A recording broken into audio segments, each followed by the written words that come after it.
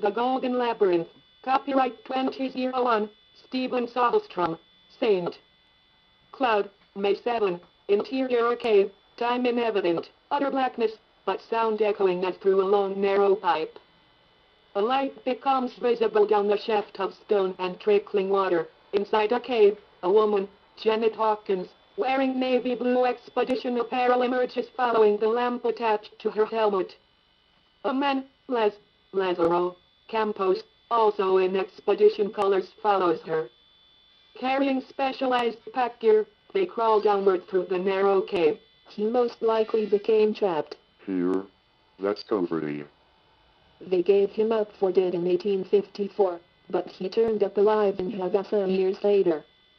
Legend has it he spent 40 years in this cave. More tall tales. He was looking for the lost gold mines of the Amazonte. You've heard of the 7 cities of Cibola, the same legend that drove the conquistadors through the southwest, plundering every city in their path. As they crawl ahead, their light is focused on something round and smooth in foreground. The object is not revealed just yet. George supposedly came back to the cave in 1908, and then he disappeared for good.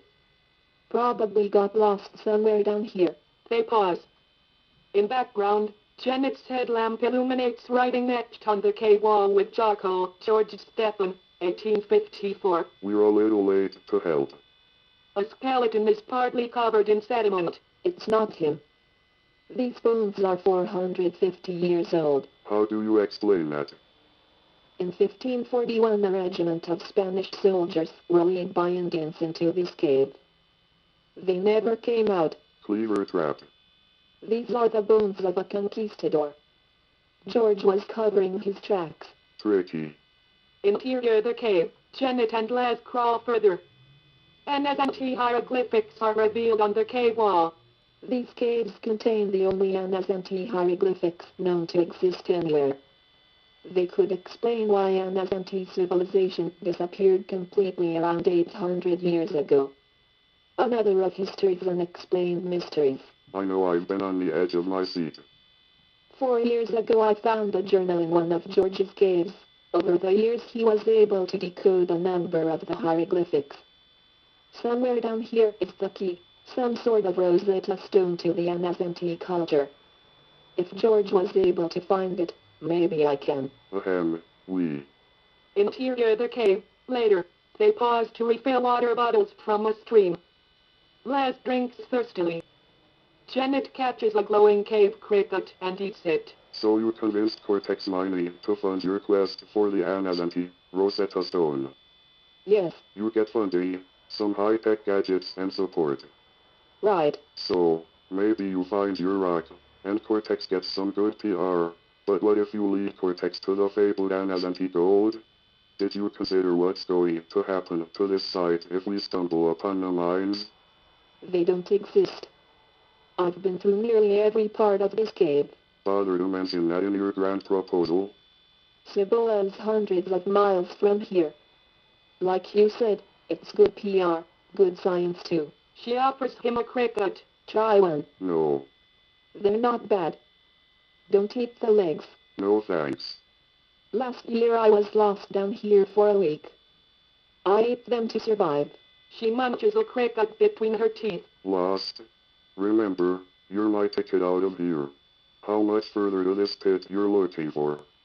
Another half day. Half day? For Pete's sake. If I can find it again. Interior the cave, later, two heads peer cautiously over a deep ledge. Les drops a rock in. This is as far as I've been. Must be nearly 200 feet deep.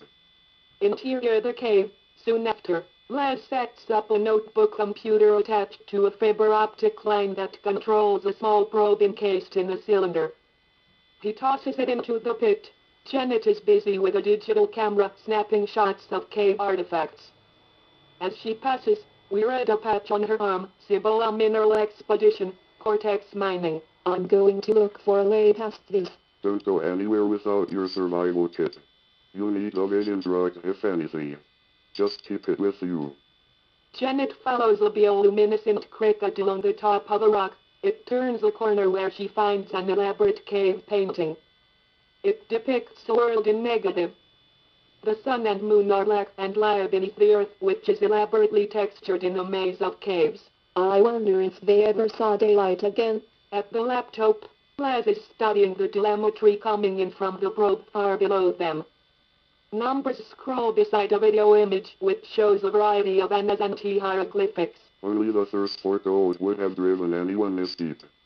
Janet spots another cave shaft on the far side of the abyss. Better get over here. You don't want to miss this. Janet approaches. Interior the bottom, continuous. A tiny four-wheel probe with a camera and illuminating light pulls the fiber optic cable along. It crawls over rock and through water at the base of the abyss. It flashes images of Anazanti hieroglyphics. Interior the cave. This deep? Impossible. Are those footprints? Janet. Undisturbed for hundreds of years. It's like seeing a ghost. The probe turns to the right and reveals a wide open space in the cave. The light is not strong enough to reveal anything in the distance, but one thing seems evident, more human footprints in the mud. The probe crosses over them, leaving a space-age impression over the ancient footprints. Janet and Laz stare at the images streaming over the laptop. Try the infrared. When the next image comes through, their jaws drop. Interior the bottom, a Pueblo village carved from cave rock fills the opposite end of the cave. Ask me if this is possible. There's no way it can be possible. It's 120 degrees, 2 miles deep. 3 days of crawling. I don't believe what I'm seeing. The probe is commanded to move ahead. As it approaches one of the Pueblo structures, the slack in the cable runs out, and the probe spins its wheels, unable to move ahead. It begins to rotate, revealing more artifacts, worn-out pottery, etc. Then, the video is suddenly gone. The telemetry begins to come back scrambled and slowly withers away. What's happened? Bring it back. It's gone. Dead. Interior cave, later, packing. I can't wait to feel sunlight on my face again. We're not going up just yet. We have to go deeper. Today? I've devoted my life to finding out what's happened to the Anazanti. We don't have the right gear to go down and back safely. Not enough food. Not enough anything. Are you coming with me? Do I have a choice? Get your things. I found another shaft. It leads in the right direction. Down? Yeah. Let's go. Interior the cave, later. Janet and Laz begin to carefully climb into the pit. They must traverse the wall of the abyss to access another branch of the cave leading downward.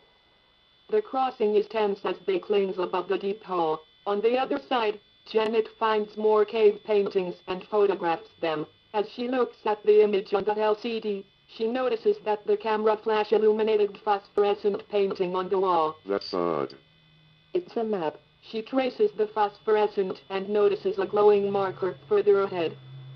They traverse to the marker, then spot a cave with footprints in the mud. They skirt the trail, climbing over rocks to avoid the footprints. Don't disturb anything. They exit the tunnel and look for another marker, which she illuminates using her flash. We found the trail. Janet hastens to the next marker, but loses her footing and slips onto a ledge. She drops her light and reaches out. It slips away, spiraling downward into blackness as it falls. Laz strains himself to reach her, but her grasp gives way and she tumbles through the darkness. Splashing into a fast-moving stream below, she struggles against the current. Downstream, the light is pushed beneath the water when it crashes against the ceiling of the cave. There is no breathing space where the water is pulled beneath the rock. It seems like Janet will be drowned when the ceiling forces her under. Her grasp fails and she disappears into blackness beneath rock and water. Janet.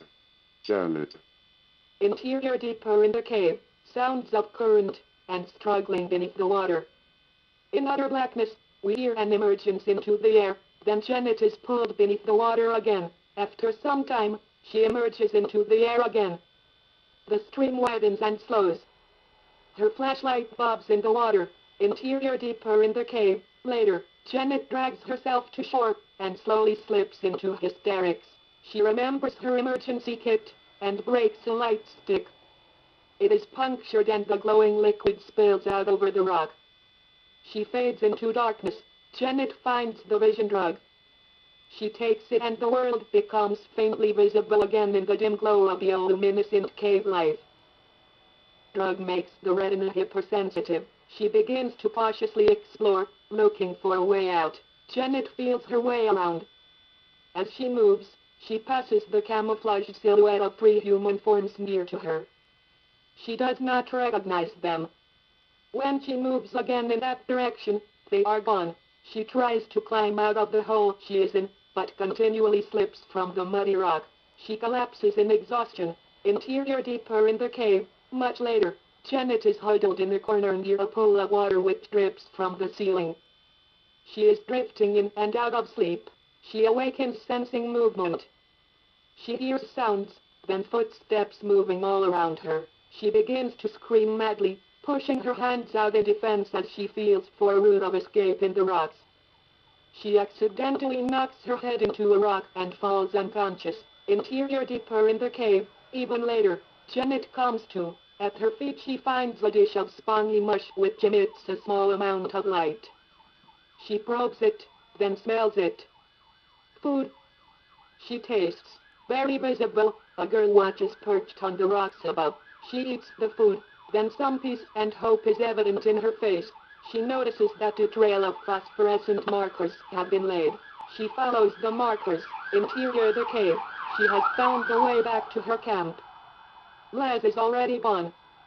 She contemplates, then turns around and follows the trail deeper into the cave. Where she had just been lost, she looks for another shaft out. She finds one a considerable climb up, and begins to explore it. Interior the cave, even later, Janet creeps along through the corridor and sees a dim light in the distance.